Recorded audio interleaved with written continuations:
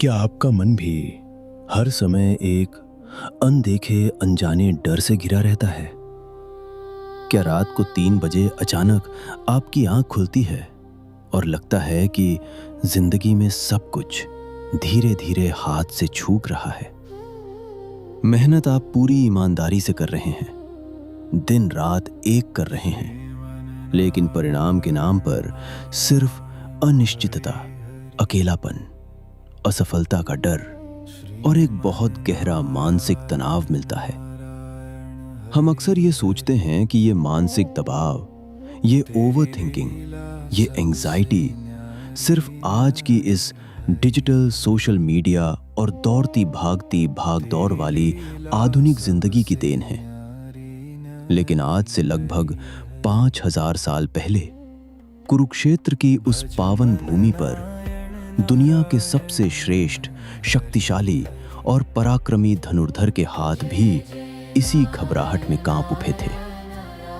कुरुक्षेत्र के उस विशाल, भयावह और खूनी युद्ध मैदान में खड़े अर्जुन को जो अचानक मानसिक दौरा पड़ा था, वो कोई साधारण डर, कमजोरी या कायरता नहीं थी। वो था मानव इतिहास का सबसे बड़ा अस्तित्ववादी संकट, यानी एग्जिस्टेंशियल क्राइसिस। जब इंसान को अचानक लगता है कि वो जो कुछ भी कर रहा है उसका कोई अंत नहीं है, उसका कोई अर्थ नहीं है और सब कुछ व्यर्थ है। और ठीक उसी भयावह मोड़ पर जब अर्जुन के लिए सब रास्ते बंद हो चुके थे, भगवान श्री कृष्ण ने अर्जुन के कान में एक ऐसा गुप्त ज्ञान कहा था जिसे महाभारत के लाखों योद्धाओं की भीड़ में से केवल अर्जुन ही सुन पाए थे। एक ऐसा परम रहस्य जो आज की मॉडर्न साइकोलॉजी के हर एक मानसिक तनाव, डिप्रेशन, ब्रेकअप और एंजाइटी का अंतिम और सबसे सटीक समाधान है। ये बात कृष्ण ने सिर्फ अर्जुन को बताई थी। सोचिए, जब आपके जीवन में चारों तरफ से परेशानियां घेर लेती हैं, जब परिवार, करियर, रिश्ते, पैसा और स्वास्थ्य एक साथ बिखरने लगते हैं, तब आप क्या करते हैं? आप भागना चाहते हैं। आप उस परिस्थिति से आंखें मूंद लेना चाहते हैं। आप सोने का नाटक करते हैं या फोन में खुद को व्यस्त कर लेते हैं। अर्जुन ने भी ठीक यही किया था। उसने अपना धनुष फेंक दिया और भागने की बात करने लगा। लेकिन जिम्मेदारी से भागने से कभी समस्याएं खत्म नहीं होती। वे केवल अपना रूप बदलकर आपके सामने दोबारा आ जाती हैं। आज के इस विशेष अध्याय में हम केवल भगवत गीता के श्लोकों को ऊपरी तौर पर नहीं सुनेंगे, बल्कि उस प्राचीन ज्ञान की उस मनोवैज्ञानिक और आध्यात्मिक परत को खोलेंगे जिसे सदियों से समझा नहीं गया। हम समझेंगे कि क्यों इंसान जब सबसे ज्यादा सफल होना चाहता है, तभी उसके भीतर हारने का सबसे भयंकर डर पैदा होता है। क्यों जब हम किसी से बहुत ज्यादा लगाव रखते हैं, वही लगाव हमारे सबसे बड़े मानसिक दुख और डिप्रेशन का कारण बन जाता है। और कैसे श्री कृष्ण के मात्र कुछ गहरे वाक्यों ने एक पूरी तरह टूट चुके, रोते हुए निराश योद्धा को दुनिया के सबसे बड़े युद्ध को जीतने के लिए दोबारा खड़ा कर दिया था। यदि आज आप भी अपनी जिंदगी के किसी ऐसे कुरुक्षेत्र में खड़े हैं जहां फैसले लेना नामुमकिन लग रहा है, जहां आपको लगता है कि आप बिल्कुल अकेले हैं और कोई आपकी मानसिक स्थिति को नहीं समझ पा रहा, तो अगले 40 मिनट आपके जीवन की पूरी दिशा और दशा बदलने वाले हैं। क्योंकि ये संवाद सिर्फ कृष्ण और अर्जुन का नहीं था। ये संवाद स्वयं परमेश्वर और आपके भीतर की उस तड़पती हुई आत्मा का था जो शांति और मोक्ष की तलाश में सालों से भटक रही है। ध्यान से सुनिए उस सन्नाटे को जो कुरुक्षेत्र की भूमि पर छाया हुआ था। दोनों तरफ विशाल सेनाएं खड़ी थीं। शंख, ढोल और नगारों की भयंकर गर्जना से पूरी पृथ्वी कांप रही थी। लेकिन अर्जुन के भीतर एक ऐसा सन्नाटा पसर चुका था जो बाहर के शोर से कहीं ज्यादा खतरनाक था। वो सन्नाटा था दिशाहीनता का। वो सन्नाटा था अपने ही विचारों के भंवरजाल में उलझ जाने का। जब इंसान का अपना ही दिमाग उसका सबसे बड़ा दुश्मन बन जाता है, तब दुनिया का कोई भी हथियार या डॉक्टर उसकी रक्षा नहीं कर सकता। श्री कृष्ण अर्जुन के चेहरे के बदलते हुए भावों को बहुत ध्यान से देख रहे थे। वो जानते थे कि अर्जुन के भीतर जो युद्ध चल रहा है, वो बाहर होने वाले खूनी युद्ध से 1000 गुना ज्यादा भयानक है। और जब तक अंदर का युद्ध जीता नहीं जाता, तब तक बाहर की दुनिया में किसी भी जीत का कोई मोल नहीं रह जाता। आइए प्रवेश करते हैं महाभारत के उस अमर अध्याय में, जहां युद्ध शुरू होने से ठीक पहले समय थम गया था और ब्रह्मांड का सबसे महान मनोवैज्ञानिक ज्ञान अवतरित हुआ था। जब आप रात के सन्नाटे में बैठते हैं, तो कौन सा डर आपको सबसे ज्यादा सताता है? असफलता का, अपनों को खोने का, या ये कि आप कभी अपनी मंजिल तक पहुंच ही नहीं पाएंगे? अर्जुन भी उसी मोड़ पर खड़ा था। उसने अपने गुरुओं, अपने भाइयों, अपने पितामह भीष्म को देखा और उसका दिल बैठ गया। उसने सोचा कि अगर इन सब को मारकर मुझे स्वर्ग, कल्पना कीजिए उस ऐतिहासिक और दर्दनाक पल की। दोनों तरफ धर्म और अधर्म की करोड़ों की विशाल सेनाएं आमने सामने खड़ी हैं। शंख बज चुके हैं, बाण हवा में छूटने ही वाले हैं और पूरी धरती घोरों की टापों और योद्धाओं की हुंकार से थरथरा रही है। और ठीक उसी निर्णायक, सबसे महत्वपूर्ण मोड़ पर दुनिया का सबसे महान अपराजित धनुर्धर अर्जुन अचानक अपने घुटनों पर गिर पड़ता है। उसका भारी और दिव्य धनुष गांडीव उसके कांपते हुए हाथों से फिसलकर रथ के फर्श पर गिर जाता है। उसके रोंगटे खड़े हो जाते हैं, पूरे शरीर की त्वचा में जलन होने लगती है, मुंह पूरी तरह सूख जाता है और पैर इस कदर कांपने लगते हैं कि वो खड़ा भी नहीं हो पाता। अर्जुन भगवान श्री कृष्ण की तरफ देखता है। उसकी आंखों में आंसू बह रहे हैं और वो कहता है, हे माधव, मेरे हाथ कांप रहे हैं, मेरा शरीर जल रहा है, मेरा मन पूरी तरह भ्रमित हो चुका है।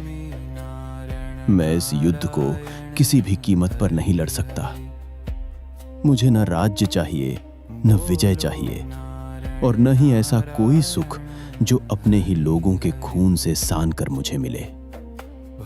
उस पल अर्जुन के मन में भी ठीक वही भावना और वही गहरा मानसिक दर्द था जो आज आपके मन में आता है जब आप किसी बहुत बड़े इंटरव्यू, किसी भीषण पारिवारिक संकट, किसी ब्रेकअप या जिंदगी के सबसे बड़े फैसले के सामने अचानक आ खड़े होते हैं। अर्जुन कोई कायर या डरपोक इंसान नहीं थे। उन्होंने अकेले ही देवताओं के दुश्मनों का संहार किया था। उन्होंने स्वयं देवों के देव महादेव को अपने युद्ध कौशल से प्रसन्न करके पाशुपतास्त्र प्राप्त किया था। लेकिन उस क्षण उनका सामना किसी बाहरी दुश्मन से नहीं था, बल्कि उनका सामना अपने ही विचारों, अपने ही मोह, अपने ही अहंकार और अपने ही डर के भयानक जाल से था। मॉडर्न कॉग्निटिव बिहेवियरल थेरेपी इसे ओवरथिंकिंग एंड एंजाइटी पैरालिसिस कहती है। एक ऐसी मानसिक स्थिति जब इंसान का अपना ही दिमाग बहुत ज्यादा सोचने के कारण उसे पूरी तरह पंगु बना देता है।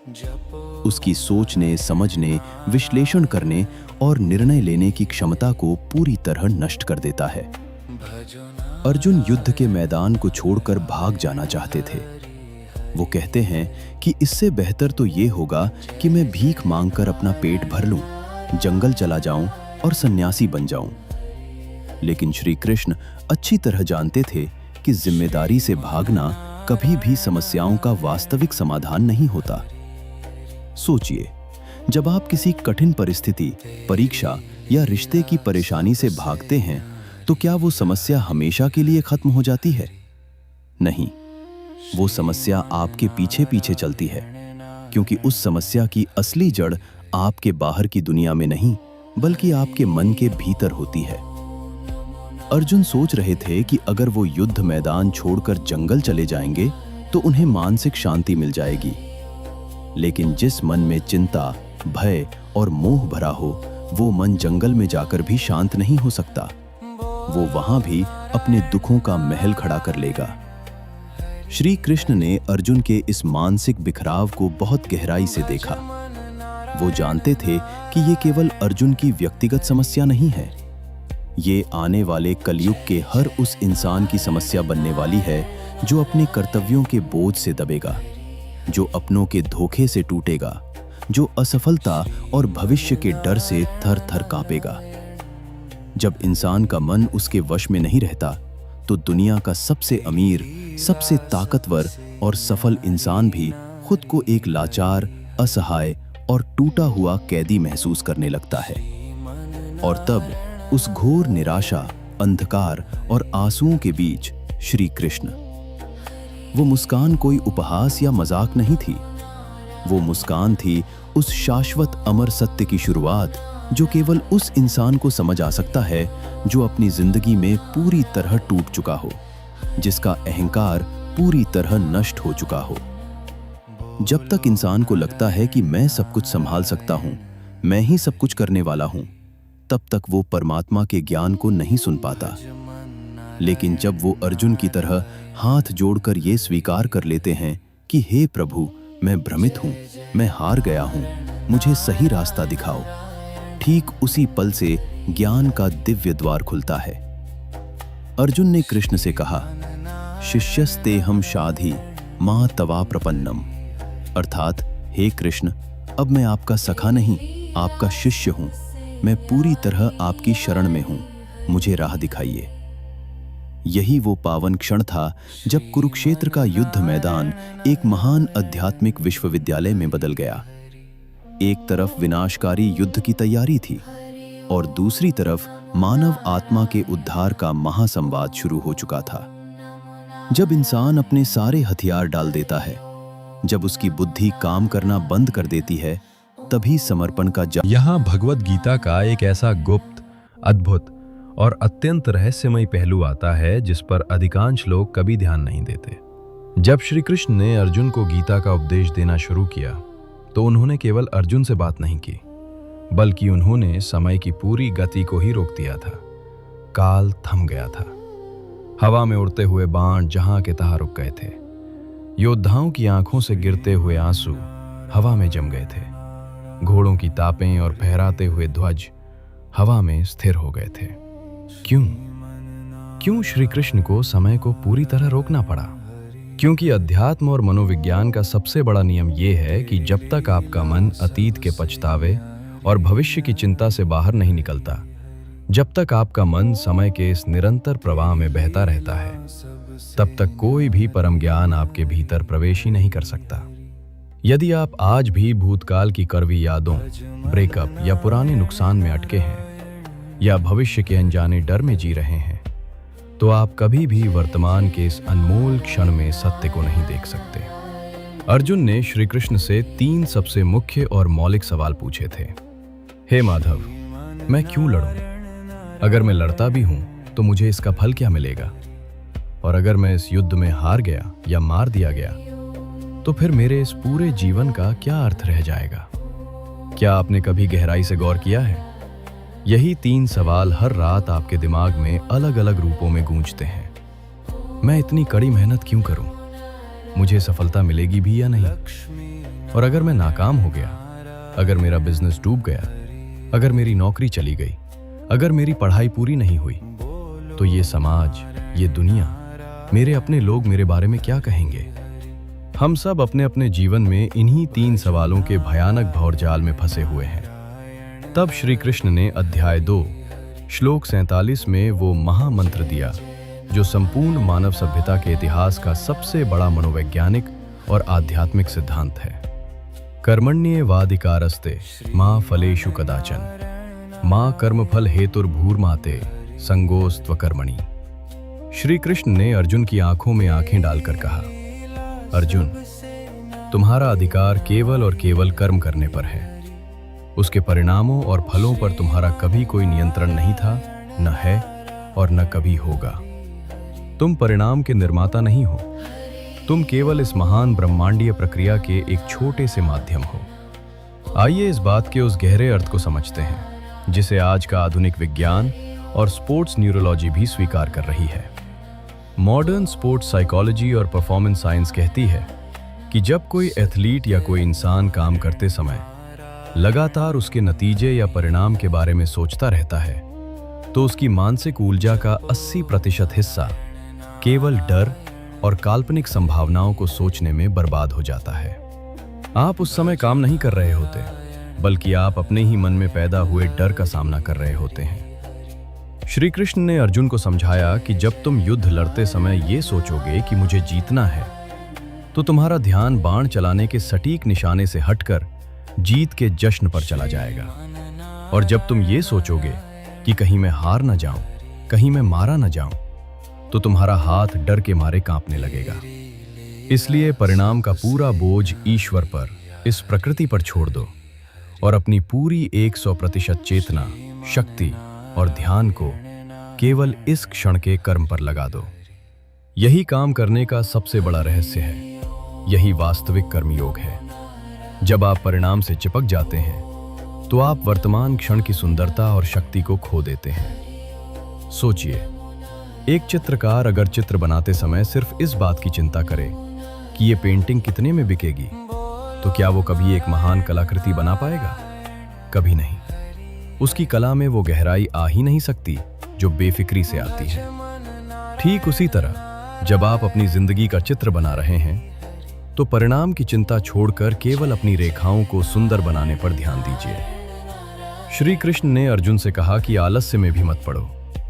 कई लोग कर्मयोग का गलत अर्थ निकाल लेते हैं और कहते हैं कि जब फल हमारे हाथ में नहीं है तो हम काम ही क्यों करें। ये अकर्मण्यता है, जो कर्म न करने से भी ज्यादा खतरनाक है। कर्म करना आपका स्वभाव है, श्वास लेने की तरह। आप एक क्षण भी बिना कर्म किए नहीं रह सकते, इसलिए कर्म तो करना ही पड़ेगा। लेकिन अंतर सिर्फ इतना है कि आप उसे बंधन मानकर करते हैं या प्रभु की पूजा मानकर।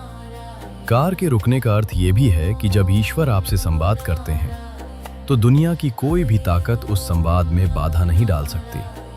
अर्जुन के लिए वो क्षण काल से परे था, आपके लिए भी ये। लेकिन अर्जुन का इंसानी मन फिर भी पूरी तरह से शांत नहीं हुआ।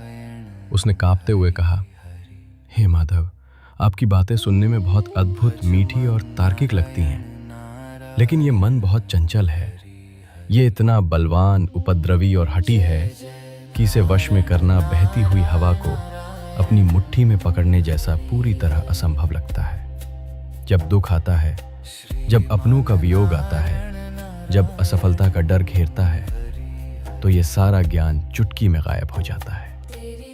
तब भगवान श्री कृष्ण ने अर्जुन को केवल शब्दों से नहीं समझाया, बल्कि उसे वो प्रत्यक्ष अनुभव दिया जिसने उसके अस्तित्व की धज्जियां उड़ा दी। श्री कृष्ण ने अर्जुन को दिव्य दृष्टि दी और अपना विश्व रूप प्रकट किया। एक साथ हजारों सूर्यों की चमक पूरे ब्रह्मांड में फैल गई। अर्जुन ने देखा कि जिस काल, जिस मृत्यु और जिन योद्धाओं से वो डर रहा था, वे सभी योद्धा भीष्म, द्रोण, कर्ण श्री कृष्ण के उस विराट, विकराल काल रूप के जलते हुए मुख में पहले ही समा चुके हैं। उनकी हड्डियां चबाए जा रही हैं। यह एक ऐसा कड़वा और क्रांतिकारी रहस्य छिपा है जो आपके रोंगटे खड़े कर देगा। न्यूरो स्पिरिचुअल साइंस कहती है कि इंसान का सबसे बड़ा दुख उसकी एंजाइटी, उसका डिप्रेशन और उसका सारा डर उसकी ईगो यानी उसके मैं से पैदा होता है। मेरा क्या होगा, मेरी इज्जत का क्या होगा, मेरे परिवार का क्या होगा, अगर मैं मिट गया तो इस दुनिया का क्या होगा। श्री कृष्ण ने अर्जुन को उस विराट रूप में यह दिखाया कि इस अनंत ब्रह्मांड में जहां अरबों आकाश गंगाएं हर सेकंड बन रही हैं और नष्ट हो रही हैं, जहां अनगिनत सूर्य और तारे पैदा हो रहे हैं, वहां तुम्हारी ये छोटी सी चिंता, तुम्हारा ये छोटा सा अहंकार कितना नगण्य और तुच्छ है। जो लोग आज आपके सामने खड़े हैं वे काल के चक्र में पहले ही मर चुके हैं। तुम केवल एक निमित्त हो, एक मोहरा हो।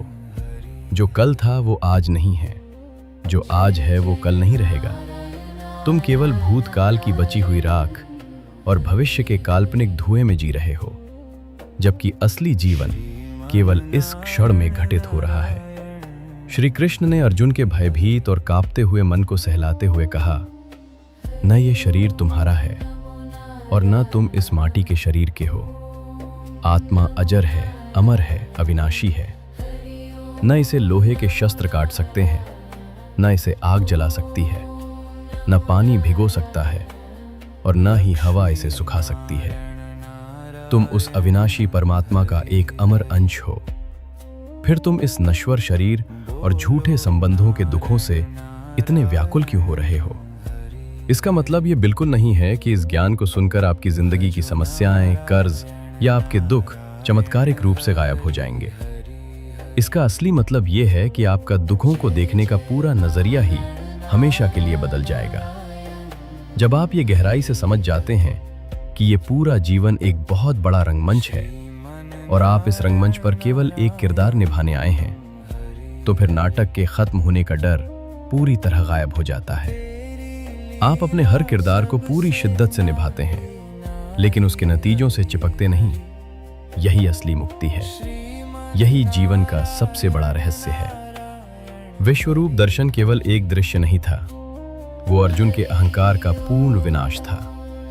जब उसने देखा कि सब कुछ पहले से ही तय है, सब कुछ ईश्वर के भीतर ही घटित हो रहा है, तो उसका ये भ्रम टूट गया कि मैं करने वाला हूं। जब मैं मिट जाता है तो सारा तनाव, सारी चिंताएं उसी क्षण विलीन हो जाती हैं। तनाव केवल वहीं रहता है जहां मैं और मेरा होता है। सोचिए, एक छोटी सी चींटी अगर ये सोचने लगे कि पूरे जंगल का बोझ उसके कंधों पर है, तो उसकी क्या हालत होगी? हम भी इस अनंत ब्रह्मांड में उस चींटी से भी छोटे हैं, लेकिन हमने अपनी चिंताओं को इतना बड़ा बना लिया है जैसे ये सृष्टि हमारे ही दम पर चल रही हो। श्री कृष्ण ने अर्जुन को उसकी सही जगह दिखाई, और जैसे ही अर्जुन को अपनी लघुता और परमात्मा की महानता का एहसास हुआ, उसका सारा डर गायब हो गया। ये महान और अमर ज्ञान सिर्फ 5000 साल पहले कुरुक्षेत्र के उस खूनी युद्ध मैदान के लिए नहीं लिखा गया था। ये ज्ञान आज आपके लिए लिखा गया था। आज की इस रात, इस दिन, इस पल के लिए। जब अगली बार जिंदगी में आपको असफलता का भयावह डर सताए, जब लगे कि आपके सारे रिश्ते, आपका करियर, आपकी सालों की मेहनत सब कुछ बिखर रहा है, तो बस कुछ पलों के लिए शांत होकर अपनी आंखें बंद कीजिए। उस कुरुक्षेत्र के मैदान को याद कीजिए। अर्जुन के उस गिरते हुए धनुष और बहते आंसुओं को याद कीजिए, और अपने मन की बागडोर अपने भीतर बैठे उस कृष्ण यानी आपकी अपनी अंतरात्मा के हाथों में पूरी तरह सौंप दीजिए। अपने भीतर के उस साक्षी भाव को जगाइए जो आपके हर दुख, हर सुख, हर हार और हर जीत को एक शांत दर्शक की तरह देख रहा है। आज ही, इसी क्षण, भगवद गीता के इस अमर सार से इन 3 सबसे व्यावहारिक नियमों को अपने दैनिक जीवन में उतार लीजिए। पहला नियम, परिणाम की चिंता को पूरी तरह से त्याग दीजिए। जो चीज आपके हाथ में है ही नहीं, जो भविष्य के अनजाने गर्भ में छिपी है, उस पर अपनी बहुमूल्य मानसिक और आत्मिक ऊर्जा को बर्बाद करना आज से और अभी से बंद कर दीजिए। दूसरा नियम, खुद को हर काम का कर्ता यानी मालिक मानना बंद कीजिए। आप केवल अपना सर्वोत्तम प्रयास कीजिए, पूरी ईमानदारी से अपना 100% दीजिए, और बाकी सब कुछ इस अनंत ब्रह्मांड, समय और ईश्वर की इच्छा पर छोड़ दीजिए। तीसरा नियम, हमेशा याद रखिए, आपकी जिंदगी में आने वाली हर कठिन से कठिन परिस्थिति, हर धोखा, हर असफलता आपको बर्बाद करने नहीं आती, बल्कि आपके भीतर छिपे उस सोए हुए अर्जुन को जगाने आती है। दुख एक छेनी और हथौड़े की तरह है, जो आपके अहंकार और अज्ञान को तराश कर आपके भीतर के ईश्वर को बाहर निकालता है। ये गाथा केवल अर्जुन की नहीं थी, ये गाथा आपकी है, मेरी है, हम सब की है। आपका आज का ये मानसिक तनाव, ये डिप्रेशन ही आपका कुरुक्षेत्र है और आपके भीतर का भ्रम ही आपका अज्ञातवास। जब तक आप अपने डरों से भागते रहेंगे, ये कुरुक्षेत्र बड़ा होता जाएगा। लेकिन जिस दिन आप अपने भीतर छिपे इस शाश्वत ज्ञान को स्वीकार कर लेंगे, उसी क्षण आपकी विजय निश्चित हो जाएगी। बस अपने मन का मंथन शुरू कीजिए। अब समय आ गया है कि आप अपने धनुष को उठाएं, अपने मन के संशय को काट फेंकें। जीवन एक युद्ध है और इस युद्ध से भागना कोई विकल्प नहीं है। जब आप ईश्वर पर भरोसा रखकर कदम बढ़ाते हैं, तो पूरी सृष्टि आपकी सहायता के लिए खड़ी हो जाती है। अपने भीतर के कृष्ण को पहचानिए, जो हर क्षण आपको सही मार्ग दिखा रहे हैं। बस आपको अपनी ईगो की आवाज को धीमा करके उनकी शांत आवाज को सुनना होगा। याद रखिए, कुरुक्षेत्र की लड़ाई केवल बाणों से नहीं जीती गई थी, वो सही दृष्टिकोण और ज्ञान से जीती गई थी। आपकी जिंदगी की लड़ाई भी धन या संसाधनों से नहीं, बल्कि आपके आंतरिक दृष्टिकोण से जीती जाएगी। जब आपका मन शांत और स्थिर होगा, तो बड़ी से बड़ी विपत्ति भी आपके सामने घुटने टेक देगी।